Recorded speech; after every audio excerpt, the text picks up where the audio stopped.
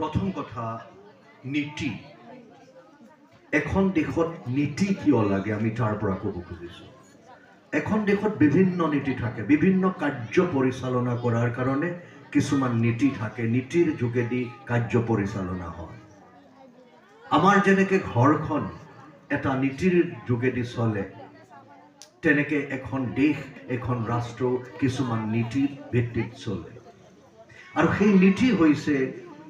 পূৰ্বতে ধাৰণা কৰি লোৱা ঠিক কৰি লোৱা স্থিৰ কৰি লোৱা এটা পথ দেশখন আগবাঢ়ি যাব কোনটো পথেৰে আগবাঢ়ি যাব কেনেকুৱা গতিৰে আগবাঢ়ি যাব সেই সম্পৰ্কে পূৰ্বে এটা নিৰ্ধাৰণ কৰি লোৱা পথটোৱেই হৈছে নীতি নীতি বিভিন্ন ক্ষেত্ৰত থাকে এখন দেশত মূলতঃ আমি নীতিসমূহক দুটা ভাগত ভাগ কৰোঁ এটা হৈছে